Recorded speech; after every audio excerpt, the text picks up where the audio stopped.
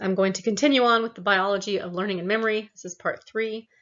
This should go a bit faster now, as I knew the lateral interpositus nucleus and that Thomson study was going to take a bit of time to explain, but we're going to continue to discuss memory systems. There are a number of reasons why we had to distinguish between short-term memory and long-term memory. Some of the real differences between them: short-term memory has a limited capacity, sometimes considered to be 7 plus or minus 2. If you know the Miller study, where the magical number 7 plus or minus 2, and the duration also has a capacity of about 20 seconds. I have a question mark after that, since usually to stop people from rehearsing there was some kind of interference. So question mark, 20 seconds.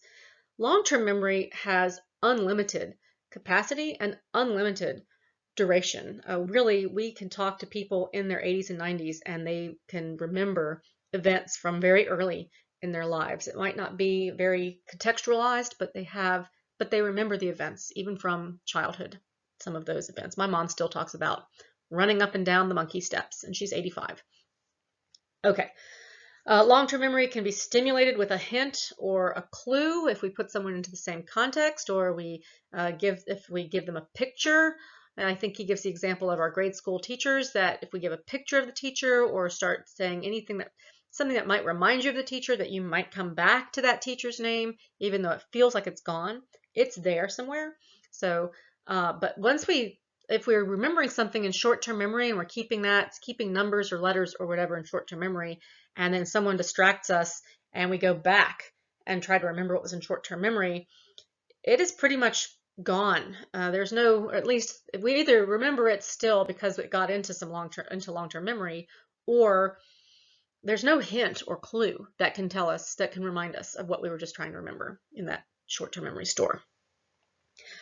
Memory has to be consolidated for it to enter long-term memory. So I have started using this word as I was talking about the hippocampus laying down explicit memories. That laying down is a really layman's term for memory being consolidated.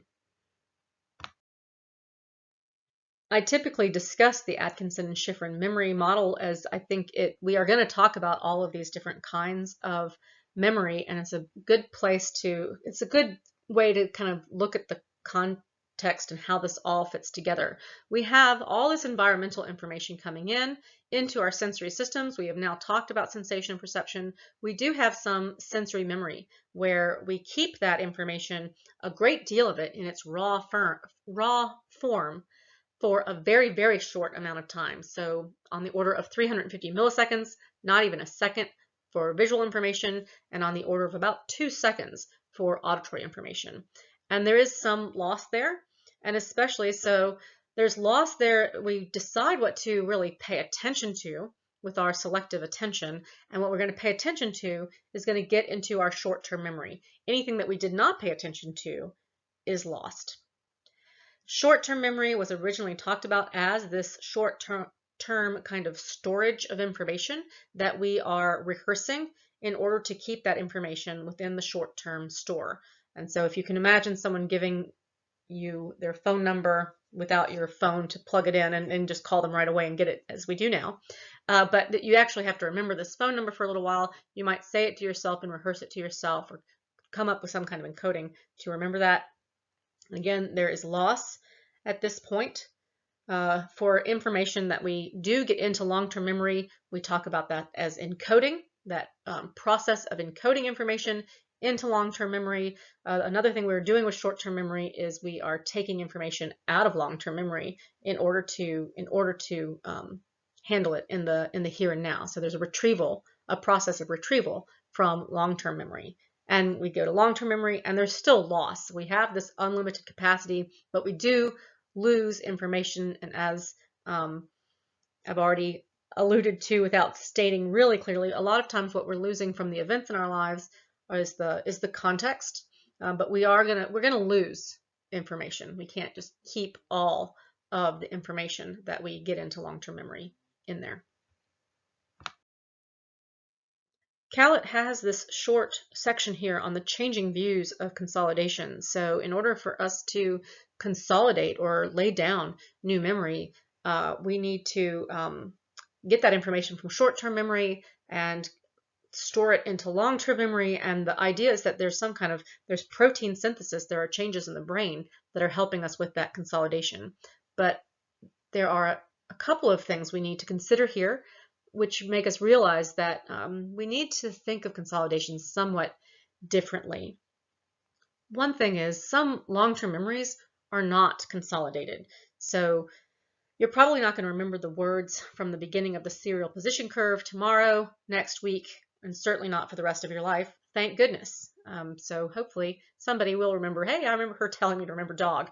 But those other words that I said, even if you remembered them, I said them a few times, that's not going to be there tomorrow. And really, when we're looking at consolidation, it looks like one of the things that helps us a lot, and I've talked about this a bit in wakefulness and sleep, one of the things that helps us a great deal to consolidate memory is to sleep.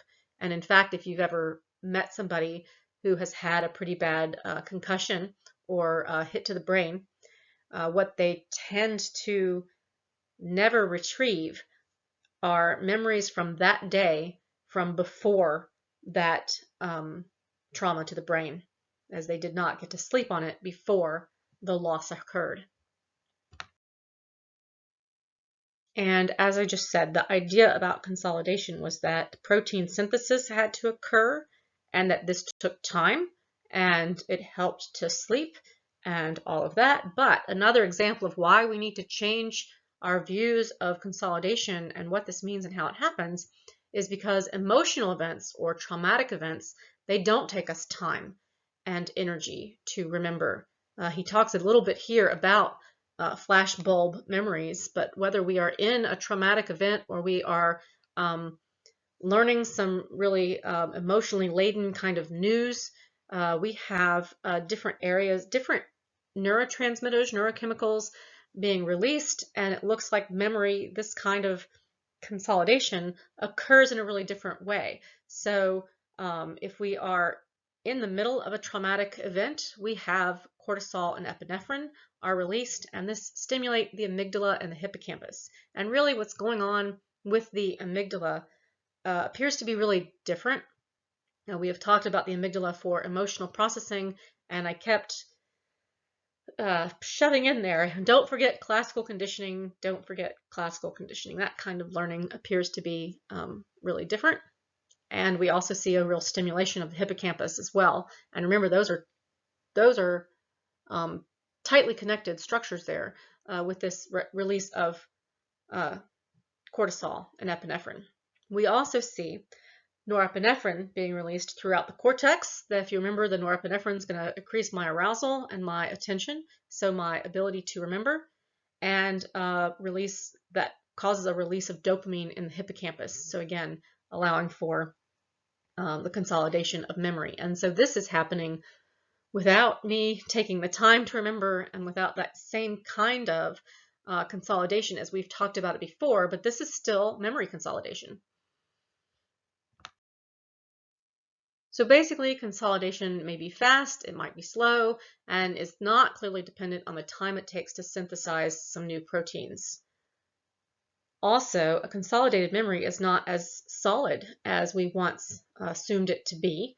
I have sometimes in several classes, I say things like, well, every time we bring up a memory and talk about it, so I bring up this 5th grade skating party relatively often because it's my example, my one birthday party that I really remember.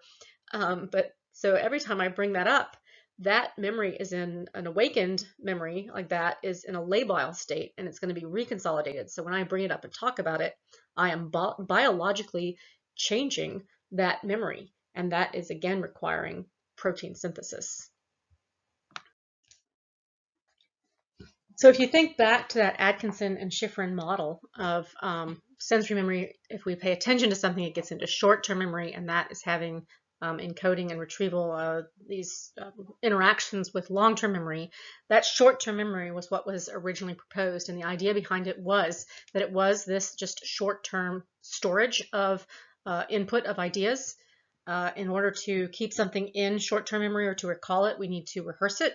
So some of the control processes that we saw as influencing short-term memory are rehearsal, the decoding and encoding into long-term memory, decision processes, so what to output, and then or how to use things a bit, and then the retrieval strategies, how do I retrieve things from long-term memory. The point of short-term memory was that it was short, and it was easy to say this 7 plus or minus 2 and then talk about, well, the complications are in really the control processes, where again, even the 7 plus or minus 2 has been updated to, they think it's more like 4 plus or minus 1 given a certain material, and if there's absolutely no ability to chunk information together.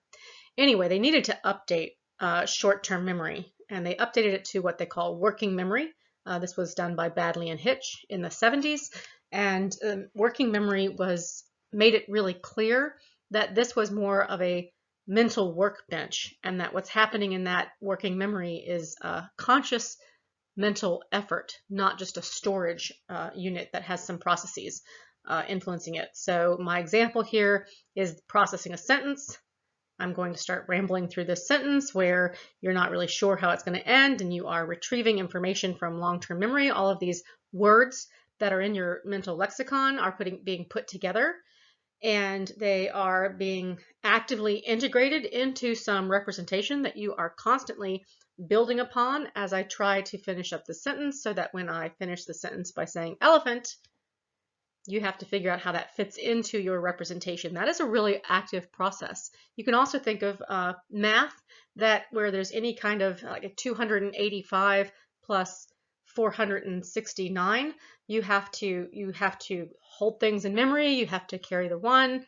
I don't know how people do math anymore, but I have to carry the 1. You have to hold that in memory. That might be updated. Things have to be integrated, and it's constantly changing, which is changing what is in the short-term memory, or in this case, really what's in the working memory, and clearly it's active. If we look at the brain regions that are involved when we are using this working memory, clearly we are using the prefrontal cortex. That is where I showed before the difference between, I think it was KF, and where that damage occurred. But we also see activity in the parietal lobes as well. If you think about what's going to happen in a lot of these tasks is some kind of motor response. This could very well be what is my intention to move. If you remember, the parietal lobes are giving me my intention to move, and what they are seeing are these gamma oscillations. First of all, there isn't some particular neuron or particular small region that's active. What's happening is there is a change in activity across several neurons, and these gamma oscillations are very quick.